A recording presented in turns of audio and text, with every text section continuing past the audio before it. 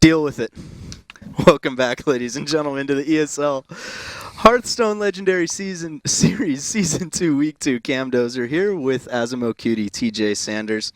And we just saw an interesting match between Tom and Luffy, and now we're getting ready for Kolento versus Lemurian. Yeah, this match is really interesting because it's a well-known player in Kolento.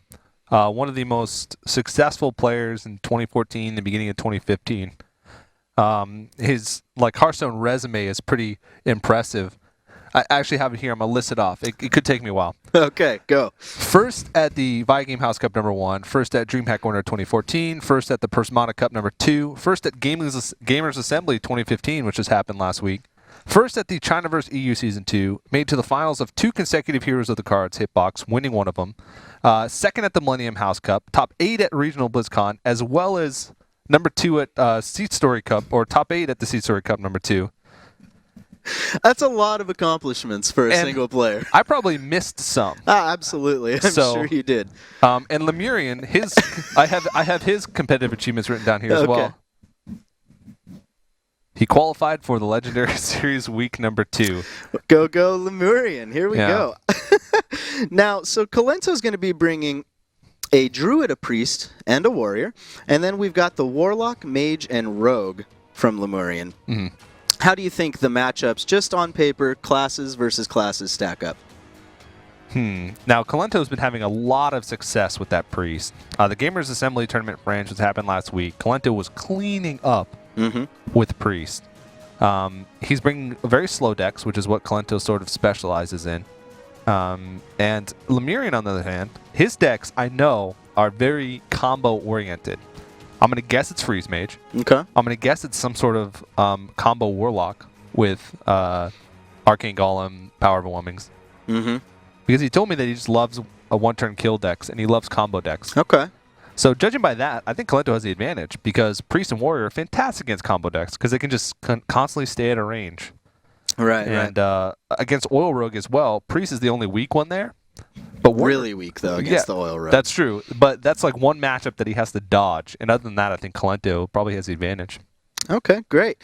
So we will definitely see, as it looks like match 1 is just about getting ready to go. So if it is a Mech Mage, though, I mean, what does the match come down to? Whether Kolento gets the Akanai Circle or not, basically? That's how I always feel when I'm playing Priest. If it was Mech Mage and this was last hero standing, Kolento would be in trouble. Yeah. Because Mech Mage could just clean sweep. But after talking to Lemurian, seeing the decks that he plays, I would guess against it. But though, I was just about to say, sometimes if you're known for playing a certain style of deck, if you play a certain style of deck throughout an open tournament, just switching it up could be the smartest play. And he actually does go with Mech Mage. Yeah, it is the Mech Mage. So he could have just been pulling my chain and saying, oh yeah, man, I love combo decks. Maybe thinking that I was going to betray him and tell the other people. And then he throws out the Mech Mage. So he does have the Mech Warper, but he doesn't have any mechs to actually get any value out of it right now. Which you always feel really excited when you see Mech Warper, but then when your follow-up is just Blast Mage, Cogmaster, Portal. Ugh. See what he gets. Ooh. A 2-mana Garabashi Berserker. Talk could about be, value. Yeah, because he can, well... Especially in the hands of a mage, because he can just ping it every turn to increase its value. Yeah.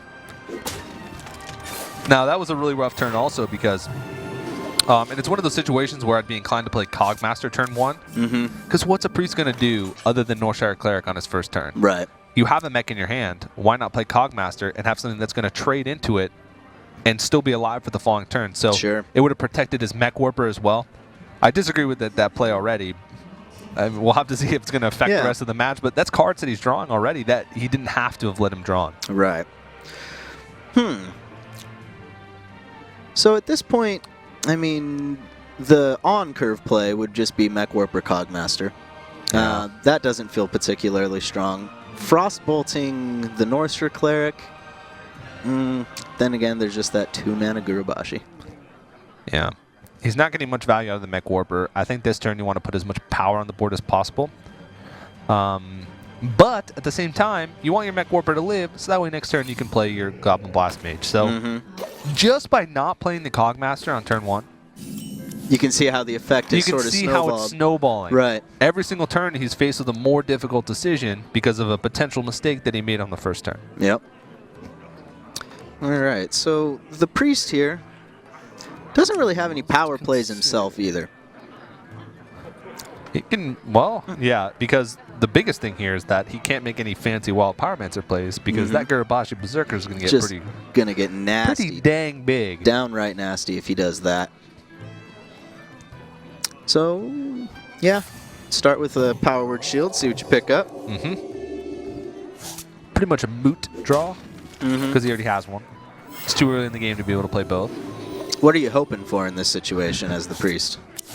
Don't even know. Maybe an injured Blade Master in that situation because he has the Circle of Healing as well. So if he had Power Word Shielded, he could have coined injured Blade Master's Circle of Healing, which would have drawn a card, put a Force 7 on the board.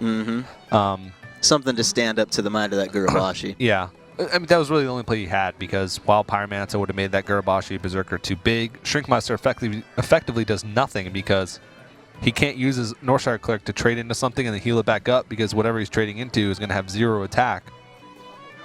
So, see, now he doesn't even get value out of the Blast Mage. Yeah. So this is a really good turn though. It trades cleanly. Oh yeah. That thing can get huge really quickly. 8 attack already. It's insane. And we do not see a Shadow or Death in the hand. Out of all the cards that he's drawn. So I think on this turn, seeing that big giant 8/5 out there, you're probably going to want to coin the Sludge Belcher and just slow it down. The Akanai Circle, well, it clears everything else, leaving the 8/5. Well, it wouldn't be an 8/5 anymore. No, it would be, what, an 11/1? Yeah. Yeah, I think no, I don't like Sludge Belcher here because you need to coin next turn to be able to Akanai, heal, and circle. So this is really, really tough. He might just have to eat the damage. This is, I don't know. This maybe is just really throw hard. a couple bodies on the board. You know, maybe just throw that Recombobulator out there. Well, just have some presence at least to offer up some trades or to take some trades next turn. This takes so much thought put in this turn. This is one of the tougher priest turns because you put bodies on the board, he ignores them, they get caught in the Akanai Circle next turn. Right. You play Sludge Belcher this turn, you can't Akanai Circle plus ping whatever comes out next turn. He could be banking on, he's going to ping the Gurabashi Berserker to try and make him bigger, but most likely that ping is going to go into one of his creatures to help it clear off the board. So this, playing the body seems like the best, but if he wants to go with the safe play, it'd just be to coin Sludge. I think I agree with this play because then what it gives you the opportunity to do next turn is to potentially, depending on how the mage reacts, not have to burn your Circle of Healing Akanai combo. You can just put the Akanai down, ping the Gurabashi, and then run either the Combobulator or the Shrinkmeister into it to finish it off. Yeah. And then you've still got the potential to have that circle available if things get even more out of hand. Yeah. But I think this is a pretty clear Blast Mage. I think you just ping and then just go face with everything. Straight face. Next turn he's got 9 damage, potential 9 damage from hand. Oh, even wow. if he heals right here, there's actually no way out. Yeah. Because even if he coined Holy Fired, oh no, if he coined Holy Fired he'd be okay. But oh yeah, he's just setting up that lethal next turn. Yeah. And I don't think there's a single out for Kolento here. No, he heals up, puts him at 7, Fireball Ping Fireball next turn, Ping next turn at 6 mana. And Easy. then even then he'd have to deal with what he has on the board. Yep. So Lemurian gonna hop out to an early 1-0 over Kolento. And that's despite what I would call maybe a misplay on the earlier turn. Kolento being able to draw 3 cards from the Northshire Cleric. He just didn't draw into anything useful. And that's one of the problems with this minion-heavy priest deck. The one that runs 2 Shrinkmeisters and a Recombobulator. Sometimes you get stuck with early creatures in a situation where you don't need early creatures. And he's going to do the play that gives him the best chance of survival, but he's dead. Fireball Ping's going to close it out. Here it is. All right. So, Lemurian, gives a little context to that list of accomplishments you were throwing out earlier. Beats Kolento in Game 1 of his best-of-5 series against Kolento. When he goes back and watches this VOD, he's going to feel really good about this win. Yeah. Not just because he beat Kolento, but because it will have come just a few moments after you were listing about 20 accomplishments for Kolento and then one for Lemurian. But he shows that he's got what it takes out here. Lemurian is a super nice guy. I had a chance to talk to him for actually quite a while yesterday. He was one of the players that I talked to the most. He's from the same city that I am. He's from San Diego, which is where I drive up from. Over here to the Burbank studios every weekend. Passion confirmed, by the way, for TJ. Yeah, and he's actually a student right now in San Francisco. He's a pharmacy student. So he's doesn't have a lot of time for Hearthstone, but the time that he does spend, he makes it work because, I mean, it's tough to qualify for these things. The Challenger Cup lasts like 3 days now because of its best-of-5 conquest. It's really hard. You have to win a lot of games, and so the guys that make it here aren't just some lucker dogs who top-deck their way to a victory. These guys are legitimate, great Hearthstone players, and he's a great guy. So I hope his list of accomplishments gets a lot longer than just takes Game 1 against Kolento. Well, he's got a Warlock and a Rogue left that he has to pick up a couple wins with.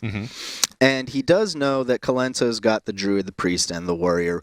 Which class do you pick next if you're Lemurian? So, okay. I got confused. Lemurian has the... he has to win with Warlock and Rogue. Okay. I'm a visual learner. Well, here we go. We got this nice graphic. I was great in elementary school, struggled in college. That was how it went down for me. Well, I guess it's hard to predict because we already see that he's going with the Warlock. It doesn't really. There's the Rogue. He wanted to match up the Rogue first against the Priest, and now that he didn't get it, he wants to make sure he's going with the same strategy that you liked in the last game, where he's saving that one that he might find the most trouble getting the win with, right? For last. And this is the matchup that he actually wanted because he didn't want to match his Rogue against the Warrior. He wants to match his Rogue against potentially the Druid as like the last match. So Lemurian didn't get the perfect matchups that he wanted, but they're still pretty good. Yeah, I mean, Warlock, depending on what kind of Warlock he's running, versus Control Warrior, which is, I think, what we can sort of safely presume that Kolento's going to be running, is a pretty even matchup. Yeah. I mean, a couple months ago, before GVG, Handlock versus Control Warrior, even after GVG, Handlock versus Control Warrior was what we saw every single week. Yeah. We would be here for 10 hours casting hour-long Control Warrior versus Handlock games. Look at that. Leroy Jenkins, you were right. There it is. He loves his combo plays. There it is. And, I mean, I guess at least one of his deck was going to be combo. He said, he told me he loves combo decks. He said he loves to just play around with things that just kill people in one turn. And I'm not surprised. And I think that Warlock deck that we saw earlier from Luffy was a combo deck that we just didn't see combo pieces from. Yeah, exactly. Because he did have Faceless, he had Power Overwhelming. So maybe some Leroy, Emperor Thorson, Power Overwhelming tactics were present. Oh, and he actually has the Mountain Giants in his deck too. So this is an interesting tech choice. This is going to, I think, kind of throw Kolento off his game because it's going to be preparing him to play against more of a traditional handlock. Yeah. You know? But then if he's going to show up with something like Leroy, could catch Kolento completely off guard. He does have the removal, though. He's got removal for days. For days. And I think that the classical handlock actually has a little bit better of a chance than like the demon lock against Warrior because there's just more threats. More big threats earlier on. You have to hit your removal timings or else you're pretty much dead because there's just no way for you to get back on the board earlier on because Warrior doesn't really have any early power plays. They remove something and then they armor up. Sure. Until like turn 5 or 6 where they can play Sludge Belcher or Shield Maiden.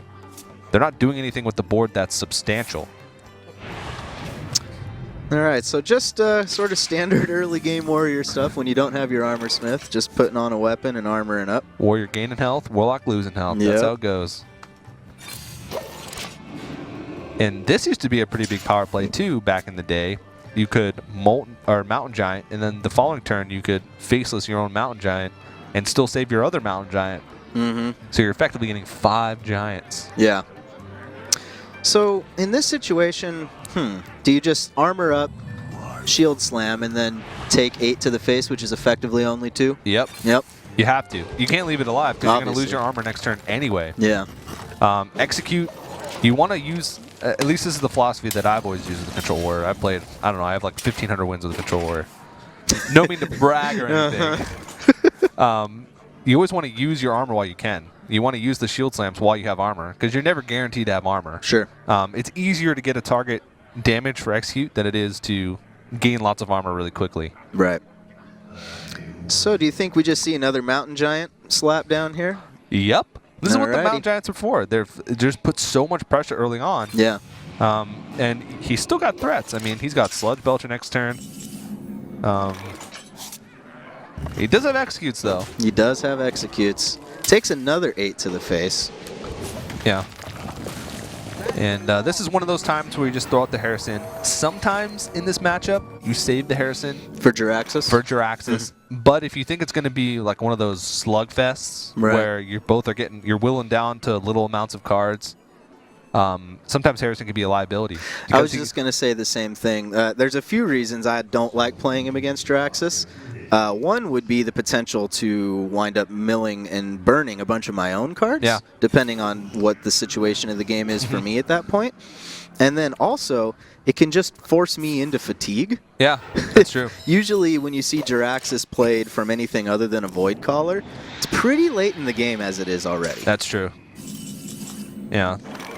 It can be that play that wins you the game sometimes, but it can sometimes be the play that loses you the game as well. Yeah. But if you draw it late in the game, I always save it because unless you're using it early to just try and swing the tempo in your advantage like he did right there. Right. Empty board, you just removed one of his big threats.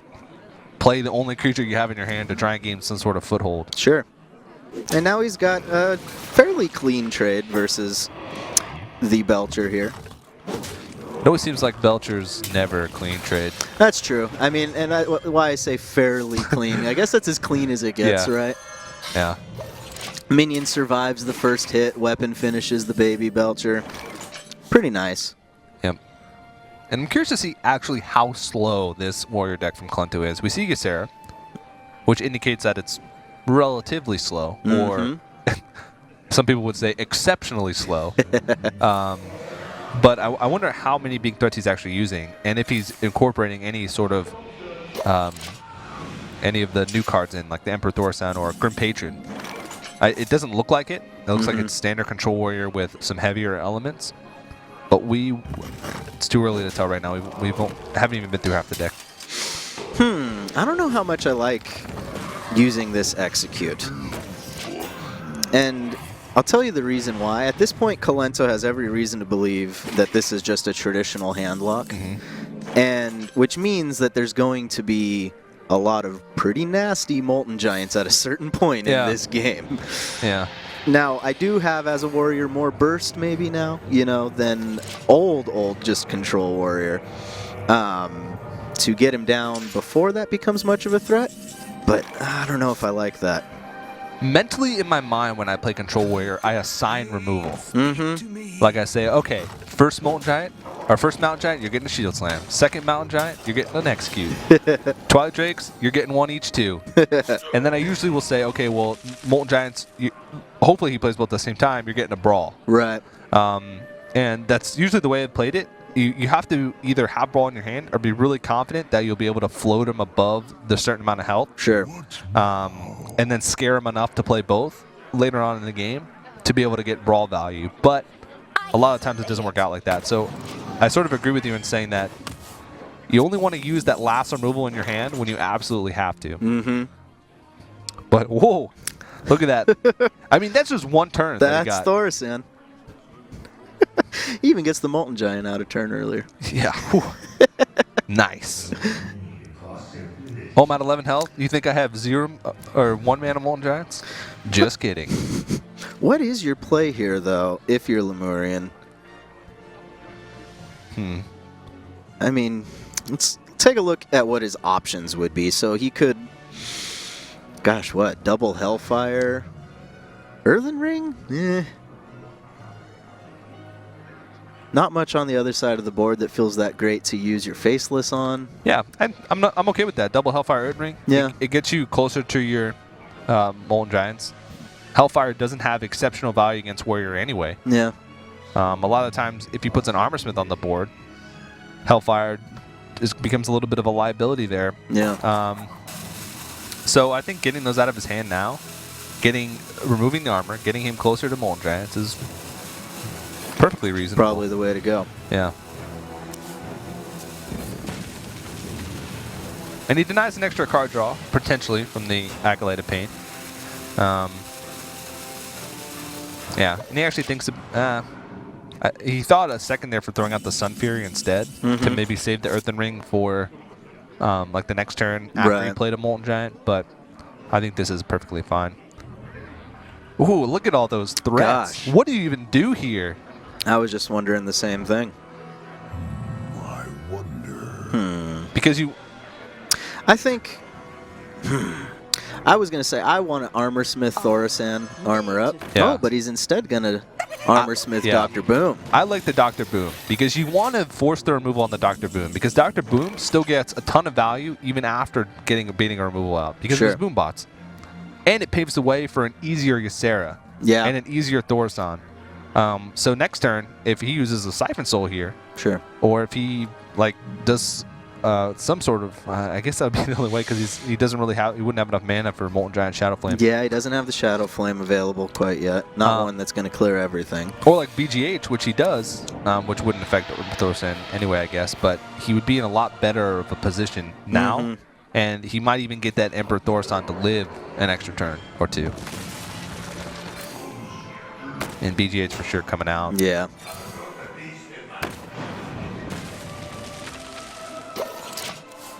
So this is, I still want to say this is absolutely anybody's game at this point. Oh, yeah. Either of these players.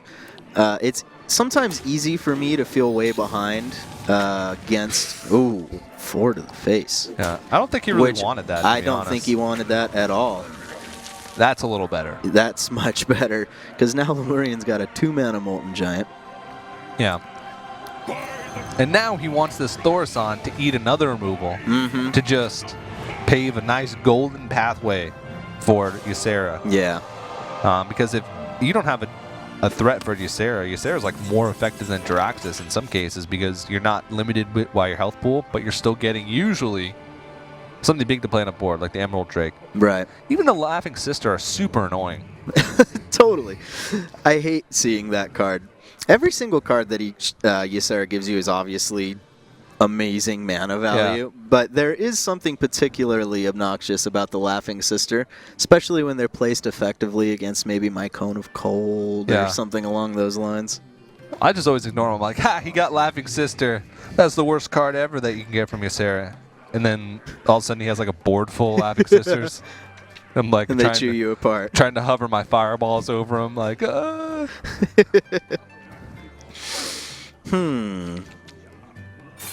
I'm tempted to just double Mountain Giant and Defender of Argus here.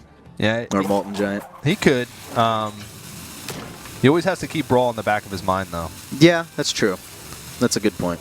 And so, again, that confirmation bias, caster bias. Yeah. I like this play because he's using one of his Molten Giants to sort of preserve his board and preserve his taunt, which I think is good.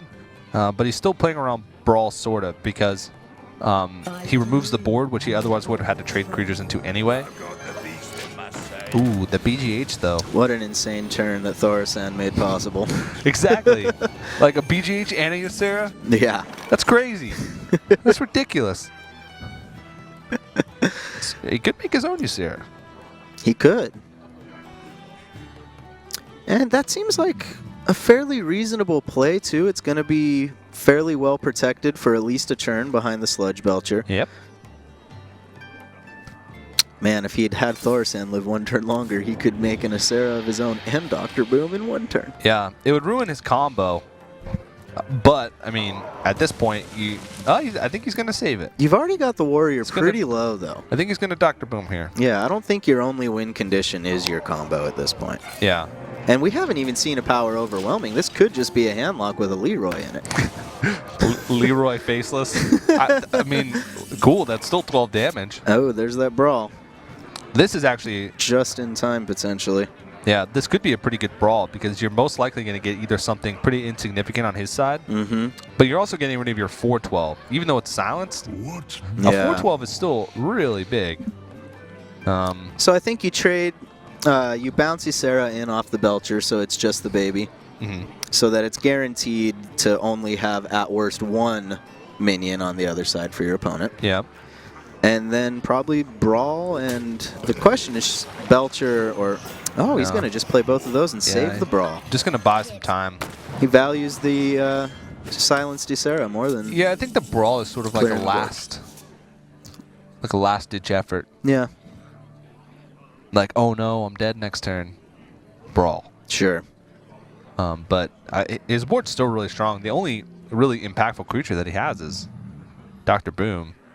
And he's got 3 really strong creatures, so...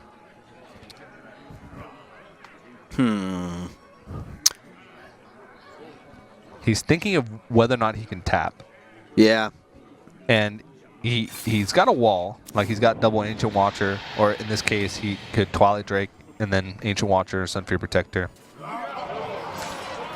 But he still needs to draw into those combo pieces. Wherever they are, if they're there, who knows? Right. We're sitting here hyping up. Oh, yeah, Combo Warlock, man. This is sick. They get to Fatigue, and we're like, Wait, what? what?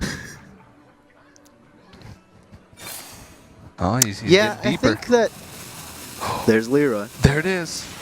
I think that the play is probably like you were suggesting, to throw up a taunt wall. Yeah. At that low of health versus Warrior, they're just sort of always threatening Grom. Yeah. Yeah, he sort of has to here. Now, this is a big deal because next turn, if he draws into a Power Overwhelming, that's 20 damage that he can do. Because he's got the 4-mana Faceless Manipulator. Yeah. So now, holding off on that Brawl is going to pay off significantly. Oh, yeah. And the question is, though, do you want to increase the likelihood that a smaller creature goes by clearing off one of the larger ones on his side? Drop in the Taskmaster.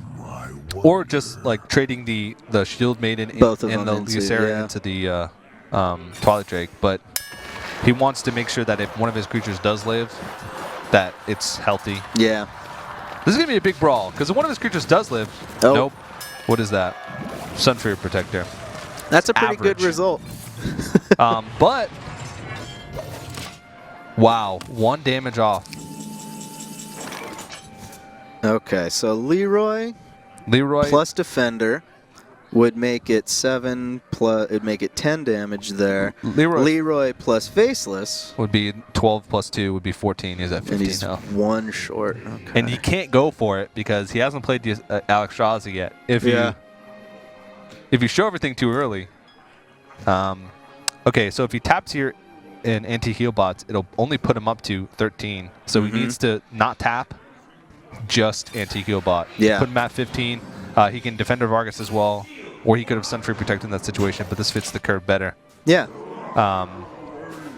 And now he's still in a really good spot. You're going to get a draw here from Kolento, but he's only going to have 5 mana remaining. Anything that he gets is not going to help him. It's not. I think Lemurian, that's game. He's going to go up 2-0 on Kolento. Unless this is a miracle card right here. Nope. No, not that quite. Is not it. Wow. All right. Well, Kolento, who you were telling me earlier too, he's been struggling a little bit lately. Yeah. In the Kingwin Pro League, he hasn't had the results that he was expecting, or maybe that others were expecting of him. Yeah. You know, because that's one of the interesting things. I've watched a lot of Kolento's interviews, and he was once asked the question, is it annoying every single tournament you ever go to, everyone's saying, well, Kolento's going to win? To be the favorite. Yeah. And he said, absolutely. Yeah. You know, it's... If I lose, I'm judged. Yeah, exactly. And not only that, but it's a card game. You can't win all of them. Yeah, this is true.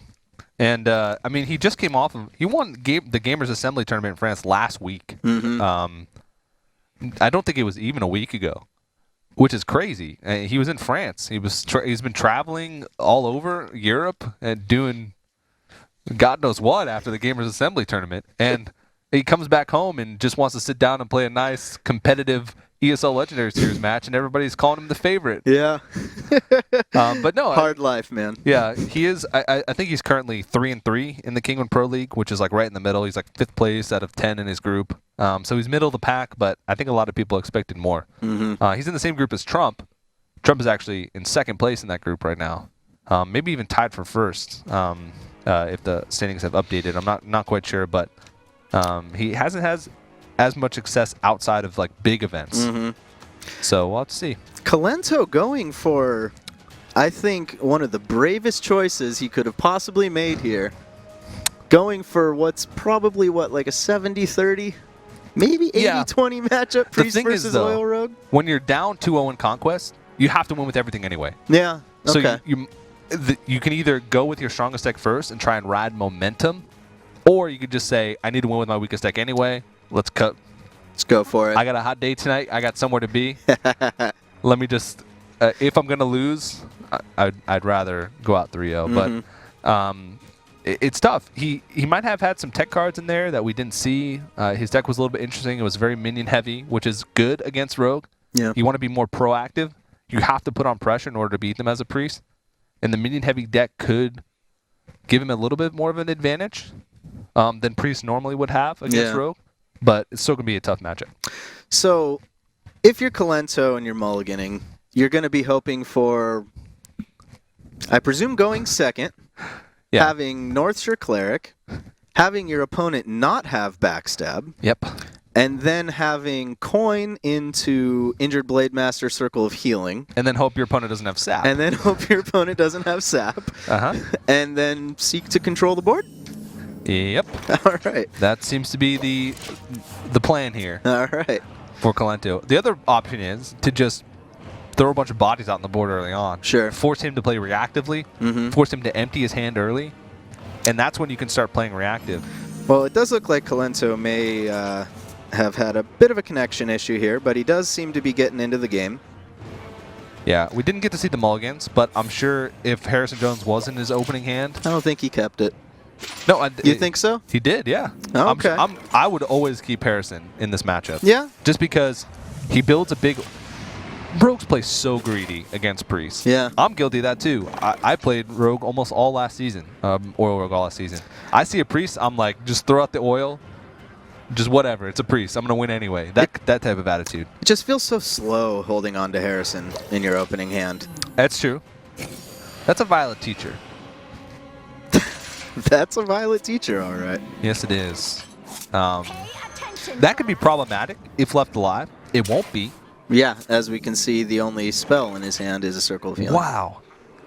I mean, this is an amazing hand right now for Lemurian. Oh, He's got Prep Sprint, which he could even do this turn and not fall too far behind. No.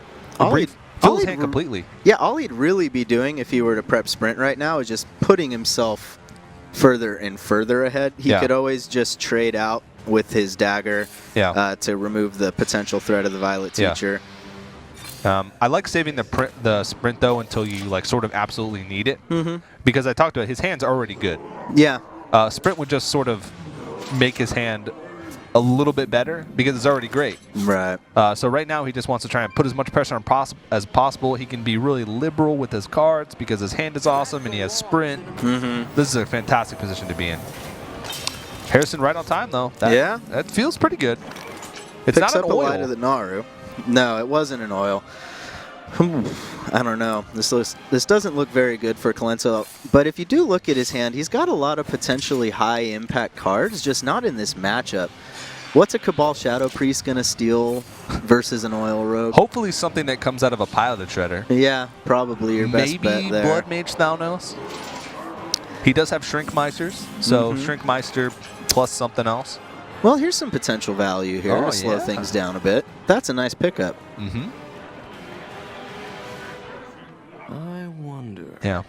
His only play, really. He doesn't have much of a follow-up, but... And that turn is ideally... Oh, wow. Well, that's a Cabal Shadow Priest. Yeah, play. there's a Cabal for sure. Except it Although the 8. Cabal costs 8 now.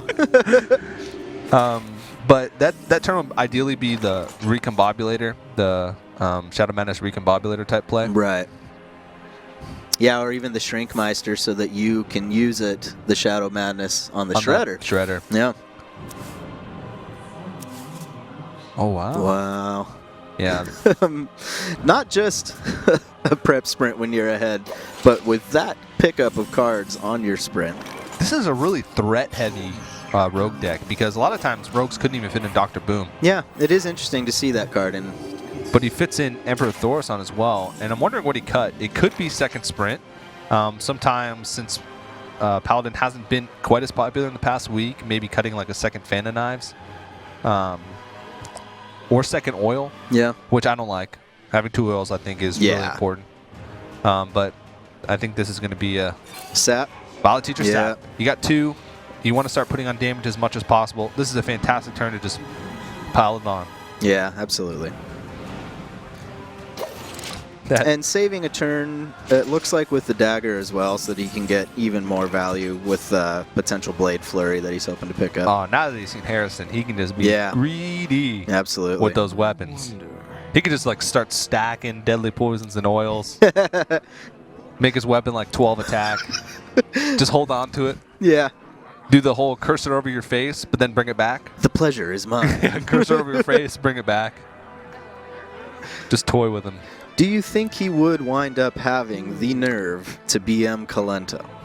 Of course. Yeah, might wanna- as well, right? When you're an unknown player, and you're playing against someone with as much popularity as Kolento has, what's that saying? Any publicity is good publicity. Yeah, You want to make a name for yourself. The best way to do it is to just BM someone famous. absolutely. That, the Nerubian warlord, is just causing issues Yeah, all sorts of issues here. for both these guys. He wanted to play Dr. Boom yesterday.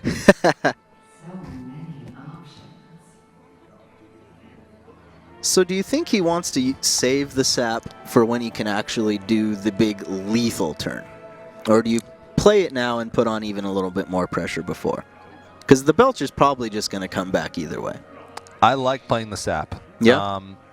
I like playing like Sap Emperor Thaurissan here would be pretty good because later on you're going to be able to pretty easily deal with the Sludge Belcher regardless. Mhm. It could be annoying, but even just so much as like the first hit of an oil plus like a backstab, you're still getting the Blade Flurry, and you know that he's spending the 5 mana to have to do that this turn.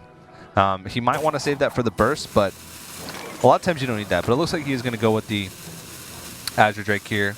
Prep Fan of Knives. Still a decent play with this. The 2 damage AoE is actually makes it really clean for him to just clean up the board. Ooh. He could even just get rid of the Baby Belcher now.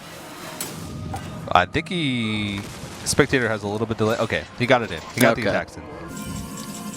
The rope ends a little bit before the animations end in Spectator. It always gets me.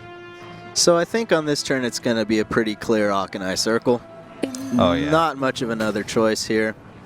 Oh, yeah. Even going to power shield it to keep that thing healthy. Yeah. Oh, wow. And he has a second one as well. And this is a pretty big swing turn here. He's still healthy. He's at 23 health here. He knows he's been through 1 sprint. So, and both deadly poisons. So he can sort of calculate in his head, like, how much burst could he possibly do in a single turn with no creatures on the board? If he can keep the board clean, he should be in a pretty good spot. Gosh, but you look at Lemurian's hand, and you just got huge threat after huge threat after huge threat. Yep. The one thing you have to worry about, though, as a rogue is running out of damage. Like, how much damage am I throwing into minions? How much damage am I losing by using this deadly poison to clear the rest of that Akanai Soul Priest? Because eventually he will run out of damage, because even though rogues nowadays are more minion heavy than the old Miracle Rogue, they can still bottom out of their deck and just not have the damage to be able to kill their opponent if they use their oils or their deadly poisons inefficiently. Well, probably going to be a Sylvanas here. He can steal the Boombot. Yeah. How enticing is that? Yeah. I mean, I guess his other options would be Northshire, Blade Master, and draw.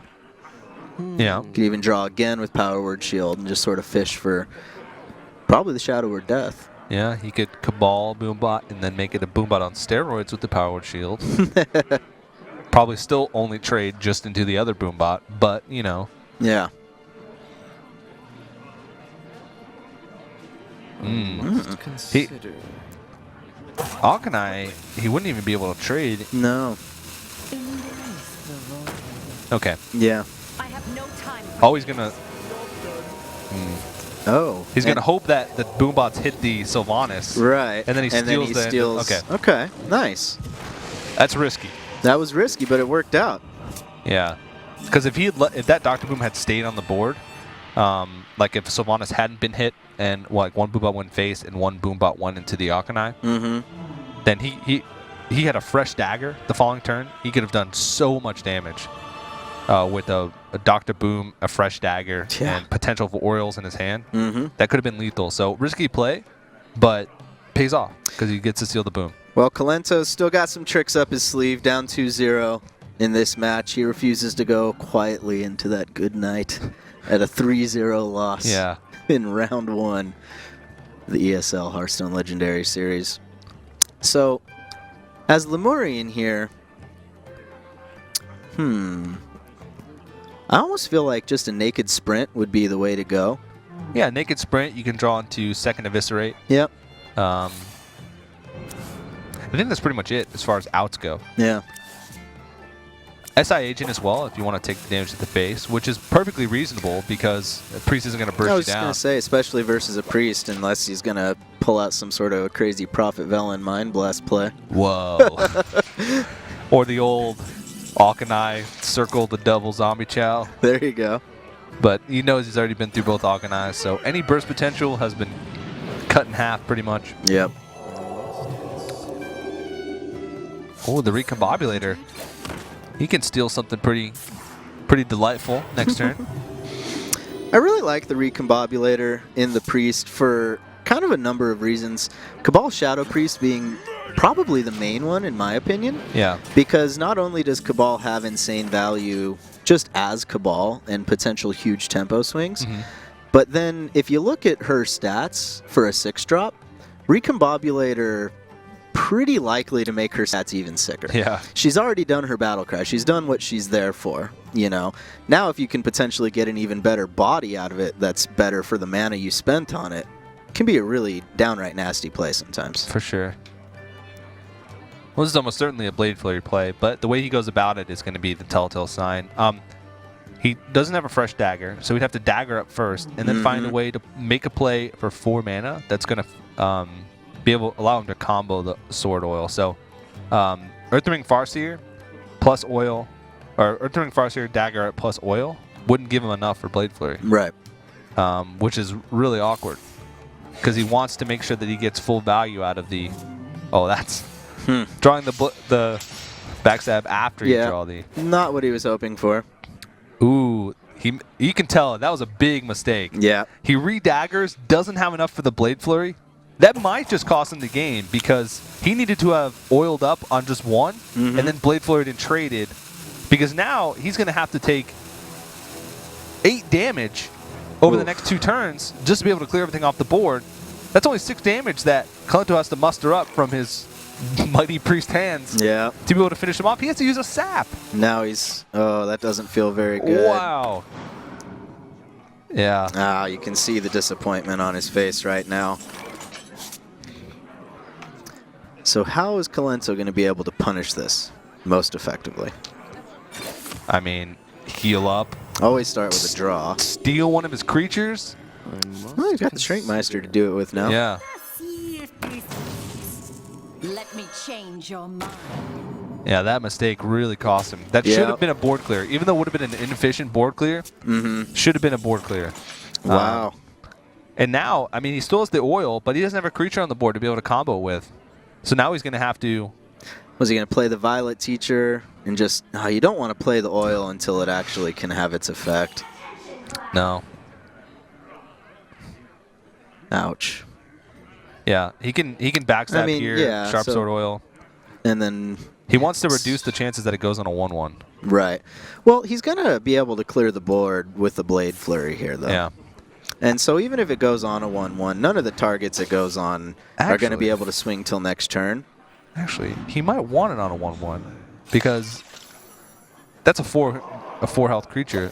Priests really suffer from trying to deal with 4 health or 4 attack creatures. That's true. And look at this. Kolento can't even use the Shadow or Death to activate that Pyre. Oh! Well, Spoke a little too soon there. that helps. Yeah, I mean, he's still at 12 health, though. So next turn, even just like a dagger up. Well, I guess he wouldn't have enough. No, he would. Eviscerate, dagger up, hit, eviscerate, Blade Flurry. With the Tinker Sword Oil would be enough to kill him. If he didn't, yeah, if he was able to not clear the whole board. So being at that amount of health against a Oil Rogue is really dangerous. Yeah. Consider.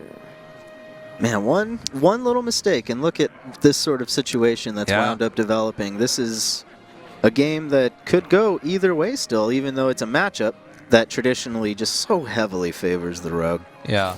And even though that was, you say one little mistake, but that was like a pretty large mistake. Well, of course, yeah. Yeah. Ooh, he does pick up an Eviscerate. That he can Azure Drake and eviscerate what's on the board here, which is that's big. And he can make a fresh dagger, especially if he draws into second oil, if he has it. Which he almost certainly does, right? Yeah. And then the following turn, he can protect his board with the Lotheb, which basically is just the nail in the coffin. So despite a rough game, he looks like he's still in a pretty good position. Yeah. See what he picks up off this Azure Drake. He's running out of cards, though. Mm-hmm. Running out of cards means he's running out of damage. Also means he's getting closer to exactly what he needs if he hasn't gotten it yet. I'm almost out of cards. Yeah. Wow. One left. It must be the oil because we've only seen one oil. Yeah. Right? We've only seen one oil. Yeah. He's got second Blade Flare in his hand. Mm-hmm. Unless he cut that second oil, which is a definite possibility because he had Dr. Boom plus the Thorson. Yeah. He's got to know his deck inside and out here because that's going to affect his play. He might think he needs that Eviscerate for burn. Yeah. He might just try and just, load up here, protect what board he can, and then just go face. Because he's just running out of stuff. All right, I like it. All right. Oh. So now, what do you do as Kolento? You can, the Shrinkmeister Cabal onto the Azure. That's still 8 damage on the board on the other side. And we know as well that he's also sitting on an Eviscerate. I think you have to Shadow Word Death the Lotheb here. Just, heal yourself up and clear off and then kill the Azure or the... Yeah. Kill the Azure Drake. Yeah. You'll be at 15 health. He'll have 3 damage on the board, but 3 damage that could be inconsistent with Tinker Sharpsword Oil. So even if he would have to dagger up next turn, Tinker, which is 6 mana. Hope it hits the Violet Teacher instead of the Apprentice. Hope it hits the Violet Teacher. Even if it does hit the Violet Teacher, he still needs extra points of damage. Even with the Blade Flurry to point it off, he would have to have the exact cards to beat him. He needs to heal up here because that would play around just the Sharpsword Oil Blade Flurry if it hit the Violet Teacher. Yep. Well, he must choose quickly. He makes his choice. And what is this last card? No, it's a Blood Mage. It's a Blood Mage. No second oil, just one oil. So that's what he cut, and he's out of damage. Yeah. Oh, wow. He can't do it. So let's see. Well, he can, but his board has to live. So here he has to dagger up, hit, Emperor. Just throw down some bodies. Throw down. Man, I cannot predict who's still going to win in this game, though, because if that board does stay healthy, that still represents quite a bit of damage. Yeah, and keeping himself healthy here and using the Blade Flurry, he doesn't have any cards left. The most damage he's going to get from Blade Flurry is 1. Right. Blood Mage Thanos would give him an extra 1, but he wants to keep that as sort of like, secret Eviscerate burst. Yeah. Now, he might still win anyway, just because unless he draws something big here, which he doesn't. No. He doesn't have a spell to activate this. So even if the priest were to do Shrinkmeister Cabal here then we've still got Blood Mage Thalnos and Eviscerate, which is going to win the game. No. No, wait. 5. Yeah, it will with the Dagger. up. Yeah. Woo. Yeah, it'll win. Woo. I was gonna say, don't give me a heart attack. See, he was very close to running out of damage. If second Shadow or Death was in hand there, it would have been able to save him, because even just Violet Teacher on the board, that would have been 1 damage short. He wouldn't have had the damage to finish him off. That is exact lethal with only 1 card remaining at all. And that's how Lemurian 3-0'd Kolento. 3-0'd Kolento. Wow. Impressive stuff. And he's going to wind up moving on into the winner bracket. Wow. And Kolento's not out. I mean, No. there's a GSL-style group bracket, so it's sort of like a double elimination-style groups. Mm-hmm. So Kolento basically goes down to the loser's match of the groups. And if he loses 1 more match, then he's out. Right. But Lemurian, I mean, if he wins 1 more, he automatically qualifies for the semifinals. So that's a really impressive start for him. Absolutely impressive stuff from Lemurian. I feel like a lot of people may have counted him out, and I'm just super happy for him right now that he actually was able to win, not just versus Kolento, but in such convincing fashion. Oh, yeah. And he had a couple of what I would call pretty glaring mistakes in a couple of his matches. But, I mean, a lot of times in Hearthstone, things are going to go your way. Sometimes things aren't going to go your way sometimes, but making sure you keep a cool head and not letting it affect your play is what matters. And later in the game, when he did that play where he protected his board with the Lotheb instead of going with the maybe more obvious, just throw it on the Azure Drake, eviscerate into the injured Blade Master, was a play that I don't know if everybody would have made. Yeah. It was what ended up winning him the game in the end. So. Wow, well, really impressive stuff as Lemurian moves on to the winner bracket. Now, we, of course, want to thank our sponsors, Plantronics and Gigabyte, for always supporting the Hearthstone Legendary Series. You can support the Hearthstone Legendary Series by following one of those links down below, getting yourself some cool new swag, maybe a cool new motherboard from Gigabyte.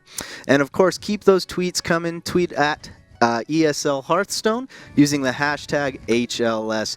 We will be right back with the lower bracket, if I'm not mistaken. So don't go anywhere. You're watching the Hearthstone